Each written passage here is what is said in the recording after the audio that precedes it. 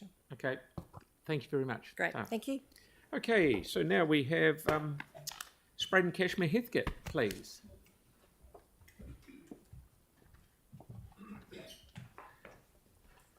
Morning, gentlemen. Morning.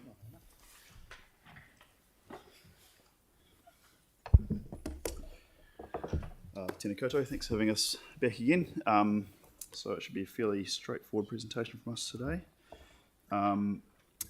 Yeah, it's been a great sort of start to the year.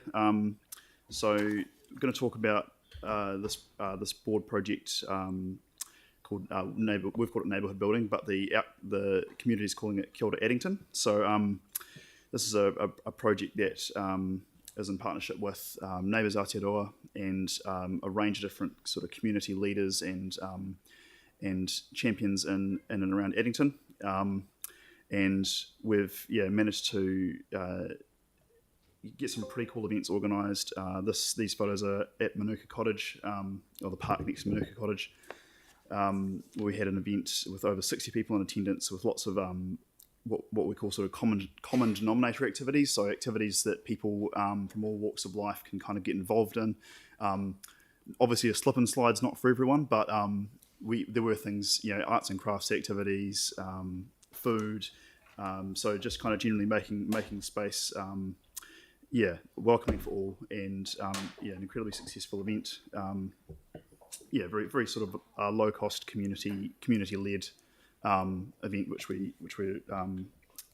really happy to see. We've also had some updates on the rebuild of the South Library, Ōmokihi. The name Ōmokihi has been is a name that has been gifted for this library by Ngāi Toa Huriri, the local ruranga. So the board had a presentation from staff who've worked with Ngāi Toa Huriri on this around the cultural narrative of the area. So obviously the library is located in a bend in the river or Pāwaho, and it's an area that in sort of pre-colonial times was used as a resting place for the rafts that were used for fishing and eeling. The rafts called Ōmokihi, and they would be parked up on the bank there. So the library, the name kind of captures the essence of the library as a space where people come to rest and connect and learn. Conversation happens. It's a place where there's a meeting of people from all different walks of life. So we're really really stoked and I guess honoured to have this name. So that's exciting. There's obviously a bit more to say in terms of the actual pragmatic side of the rebuild, and Kia's going to touch on that. So Callum's obviously handing over to me for the bad cop side of this, which is we still have to work through the details of what the provision of services while the rebuild is happening looks like. Obviously, there's a completely understandable desire not to plough a whole bunch of money into a facility that won't be of long-term community benefit. So if it's not a council-owned facility, what does that look like? We totally understand that concern, but I guess at the moment we're not sure we've quite landed on what the best outcome for providing library services, and not just circulation, but the whole gamut of services that modern libraries provide in South Christchurch over that 18-month, 2-year period is going to look like. I guess one thing in particular is, Spraden Library's been talked about. That's a really constrained site, so we really want to understand how will that look? How will those functions actually be provided based on that site? So I think we've still got some questions that are, we're still trying to work through as a board, so we can come back to you with what we think the best outcome would be. But we're still working through that process, I guess. Yep, that sums it up.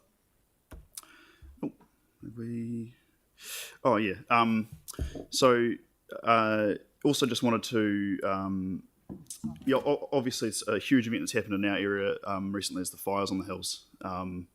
And we just really wanted to acknowledge all of the work done by council staff alongside other agencies in terms of controlling the fire, but also, helping residents sort of manage evacuation, looking after residents in Taupo Horswell Centre, and providing information and updates.